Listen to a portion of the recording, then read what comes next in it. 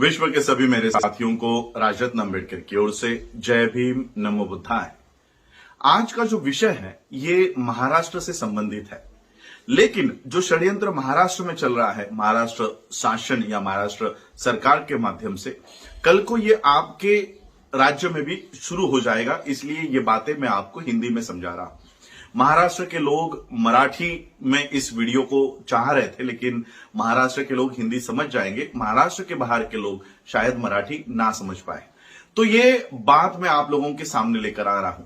महाराष्ट्र शासन ने या महाराष्ट्र सरकार ने एक लेटर इशू किया है सभी स्कूलों के लिए, चाहे वो अनुदानित हो या बिना अनुदानित हो, यानी सरकारी हो या प्राइवेट हो। सभी स्कूलों के लिए महाराष्ट्र शासन यानी महाराष्ट्र सरकार ने, जो यहां पर मौजूदा सीएम है उद्धव ठाकरे, इनके गवर्नमेंट में ये लेटर इशू हुआ है कि सभी स्कूलों को, जब कोई बुद्धिस्ट उन स्कूलों में आता है, तब फर्स्ट स्टैंडर्ड में उस बच्चे की जब एडमिशन होती है, तब एडमिशन लेते समय बौद्धों की जाति का भी उल्लेख होना चाहिए। बौद्धों के जाति का उल्लेख आपको बच्चे के एडमिशन के साथ करना है।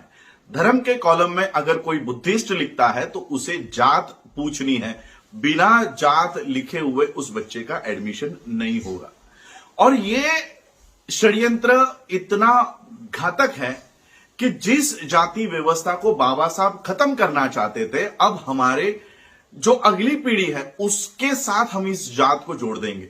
सपोज आज हम अपने बच्चे को फर्स्ट स्टैंडर्ड में दाखिला देने के लिए महाराष्ट्र की किसी स्कूल में जाते हैं, तो वहां के प्रशासन को, वहां के एडमिनिस्ट्रेशन को ऑलरेडी महाराष्ट्र सरकार ने यह आदेश दिया है कि उस बच्चे की जात का कॉलम आपको भरना है, उसको जात पूछनी है। और अगर हमने जात बता भी दी, सपोज यहां पर हमने महार लिख दिया, चमार लिख दिया, पासी लिख दिया, जाटव लिख दिया, तब ये पहली में जो बच्चा एडमिशन ले रहा है, 5 साल का बच्चा, वो अपने 70 आयु होने तक अपनी जात को खत्म नहीं कर पाएगा।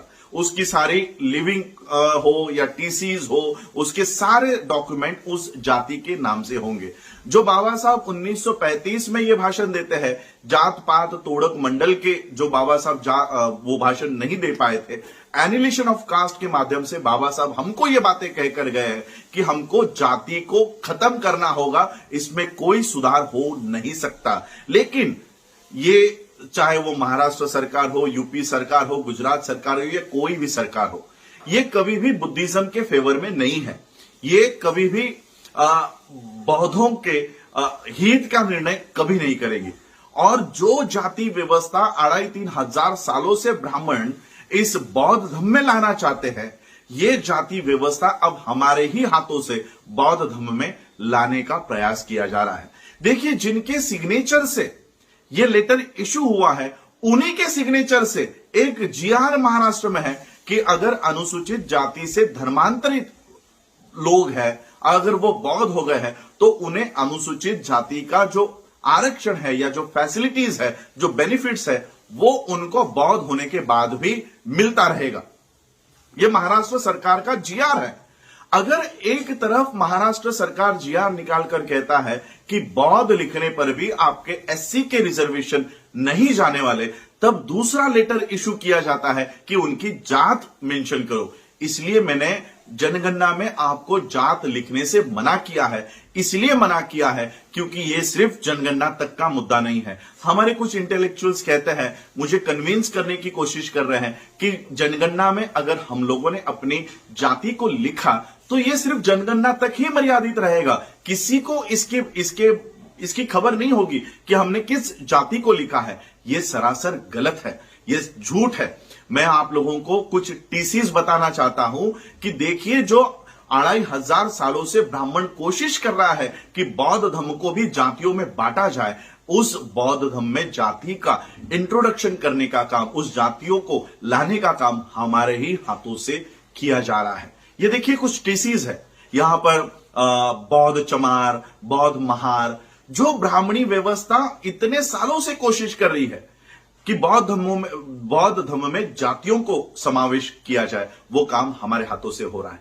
आज अगर हम अपने बच्चों को फर्स्ट स्टैंडर्ड में, पहली कक्षा में उनकी एडमिशंस करते समय जातियों को अगर नमूद करते हैं, वो बच्चा पूरे जीवन भर उस जातियों को ढोते घूमेगा, वो अपनी जातियों को कभी खत्म नहीं कर पाएगा।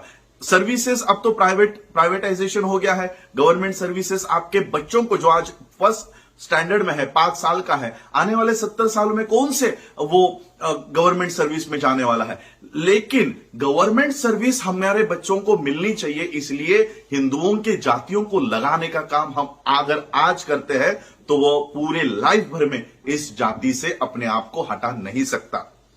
और इसलिए मैं आप लोगों को यह बात बताने के लिए आया हूं कि अपने बच्चों का जब आप एडमिशंस करवाओगे, तब कहीं पर भी आपके जातियों का उल्लेख आपको नहीं करना है। सिर्फ हम बौद्ध हैं, और अगर कोई आपको रिलीजन के बाद कास्ट पूछता है कि बौद्ध में कौन सी कास्ट है, मैं आपको बताना चाहता हूं, बौद्धों में कोई कास्ट नहीं आती, कोई कास्ट नहीं आती। इसलिए बाबा साहब ने बौद्ध धर्म लिया है, वरना बाबा साहब क्रिश्चियन हो जाते, वरना बाबा साहब इस्लाम धर्म अपना लेते, या बाबा साहब सिख हो जाते। अगर समानता इन धर्मों में होती, अगर यहां पर कास्ट नहीं होती, तो बाबा साहब इन रिलीजन में से किसी भी धर्म को अपना लेते और एक रेडीमेड इंफ्रास्ट्रक्चर, पूरी व्यवस्था बाबा साहब आपको दे सकते थे। लेकिन बाबा साहब ने ऐसा नहीं किया। बाबा साहब ने ऐसा धम्म इस देश में पुनर्जीवित करने का काम किया जिसमें कोई जातियां वहां पर घुसी हुई नहीं थी। अब उसी धम्म में हम जातियों को घुसाने का काम कर रहे हैं। हम सबसे बड़े बाबा साहब के लिस्ट में के धोखेबाज होंगे अगर हम अपने जातियों को मेंशन करेंगे। हमें ना तो स्कूल में अपने जातियों का मेंशन करना है, और ना ही हमें जनगणना में जातियों का मेंशन करना है। बाबा साहब अंबेडकर जी का स्पीच है। कई लोग कहते हैं कि बाबा साहब अंबेडकर जी ने जनगणना में जाति को उल्लेख करने के लिए कहा था। बाबा साहब अंबेडकर जी के 1930 के, 1935 के और 1940 के रेफरेंसेस मुझे मत दीजिए। बाबा साहब अंबेडकर जी का 1956 में क्या स्टैंड है वो मुझे बताइए। अगर बाबा साहब ने 1956 में बौद्ध धर्म की दीक्षा लेने के बाद भी अगर ये कहा है कि बाबा साहब ने जनगणना के लिए या अपने अधिकारों के लिए महार लिखने के लिए कहा है, चमार लिखने के लिए कहा है, तो मैं अपना स्टैंड बदल दूंगा और मैं आप लोगों को भी यह कहूंगा कि अपनी अपनी जातियों का उल्लेख जनगणना में करें।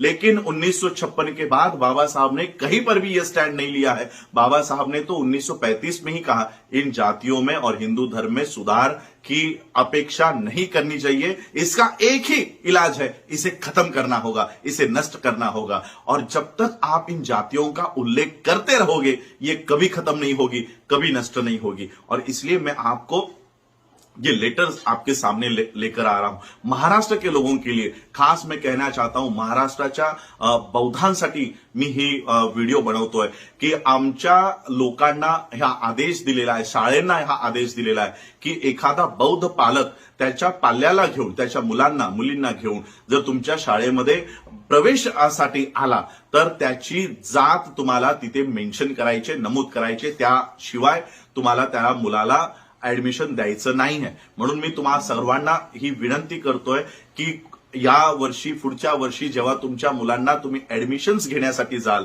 तर रिलीजन म्हणजे धर्माच्या कॉलममध्ये फक्त स्वतःचा उल्लेख बौद्ध करा, पाल्याचा उल्लेख बौद्ध करा। आणि जर कोणी जात विचारत